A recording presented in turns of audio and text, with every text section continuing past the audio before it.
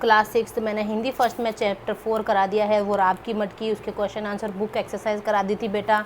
अब हम दे लेंगे व्याकरण का चैप्टर 3, सेकेंड चैप्टर पूरा करा दिया, क्वेश्चन आंसर वगैरह करा दिया, बुक एक्सरसाइज तक सब कुछ करा दिया है। जिन्होंने मुझे काम करके नहीं भेजा प्लीज़ बेटा जल्दी से जल्दी मुझे वर्क कंप्लीट करके भेजो, और लिंक में से देख लेना जो भी वर्क छूट गया है। ये चैप्टर 3 है, शब्द विचार।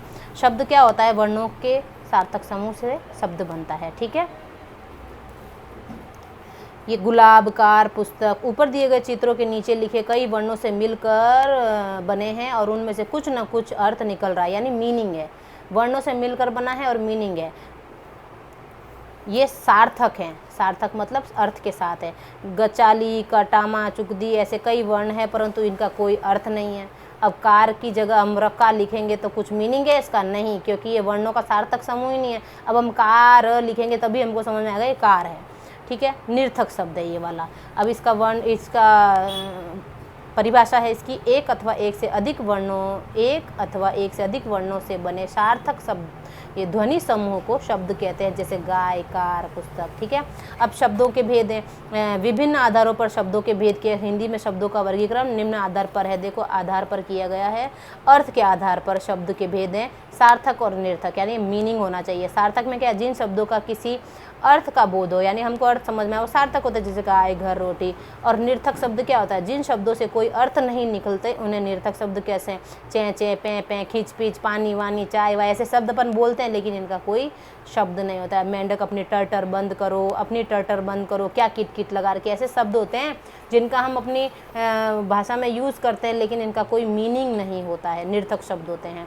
अब जैसे अपन बोलते हैं ना चाय वाय पी लो, तो चाय तो होती है, वाय क्या होता है? वाय का कोई शब्द वो होता है? अपन बोलते हैं बस, खाना वाना खा लो, तो खाना तो होता है, वाना क्या होता है, लेकिन अपन बोलते हैं।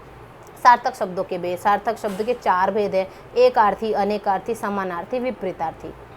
तो एकार्थी में क्या होता है? जिन वाक्यों में एक ही अर्थ होता है, एकार्थी जैसे पर्वत, पुस्तक, बालक। अनेकार्थी जिन शब्दों में एक से अधिक अर्थ हो, अनेकार्थी जैसे बाल है तो सिर आदि के बाल, और एक बाल होता है उसको गेहूं आदि की बाल होती है ना, जो गेहूं की वो जो ऊपर है ना ऐसे आती है, जो इसमें बाली आती है, जो भी उसको बाल बोलते हैं, ठीक है। अब जैसे पानी को जल भी बोलते हैं, सॉरी सोना एक क्रिया है और एक धातु भी है। सोना बोलते हैं ना, मुझे सोना है तो सोना, और मुझे सोना चाहिए तो सोना चाहिए, मतलब एक वो जो गोल्ड। अब समानार्थी क्या है? जिन शब्दों का अर्थ लगभग समान होता है, सेम होता है, जैसे मोर को मयूर बोलते हैं, केकी बोलते हैं, सारा पानी को जल बोलते हैं, तोय बोलते हैं, अंबुर एक ही है, पानी को इतने सारे नाम है पानी के। अब ये क्या? विपरीतार्थक, यानी विलोम शब्द, विपरीत प्रकट करते हैं, दिन का रात, ठंडा का गर्म, ठीक है।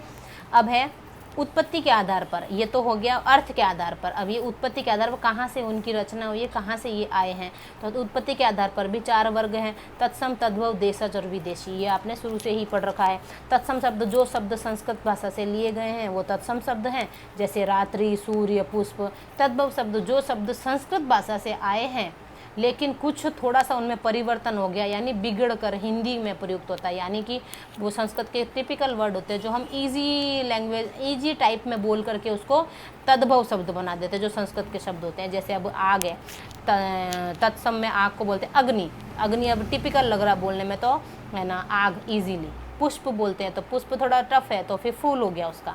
अब जैसे देशज, जो शब्द क्षेत्रीय भाषा के प्रभाव के कारण परिस्थिति आवश्यकता अनुसार हिंदी भाषा पर देशज शब्द कहला, जैसे पगड़ी, गांव वाली भाषा नहीं आती, गांव में कुछ लैंग्वेज अपन यूज़ कर लेते हैं, वो देशज शब्द है।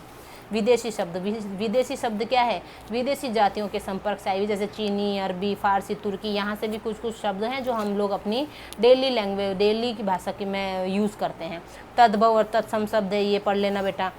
अब है व्युत्पत्ति के आधार पर शब्दों का वर्गीकरण। व्युत्पत्ति उनकी किस तरह से रचना हुई है, यह है 3 भागों में बांटा गया। रूढ़ शब्द, यौगिक शब्द और योग रूढ़।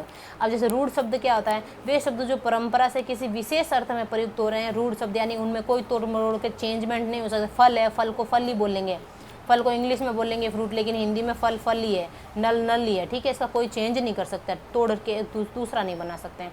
यौगिक शब्द, यौगिक शब्द क्या? जब 2 शब्द या 2 शब्दों से अधिक शब्दों के मेल से बने होते हैं, यौगिक शब्द कहलाते हैं। जैसे पुस्तकालय, पुस्तक प्लस आलय, पाठशाला, पाठ प्लस आलय, 2 शब्दों से मिलकर बना यौगिक। यौगिक मतलब जुड़ना, जुड़े हुए। मृगराज, मृग और राज, 2 शब्दों से मिलकर बना। अब योग रूढ़ भी है ना यौगिक के जैसा ही होता है, लेकिन है ना इनका अन्य अर्थ होता है।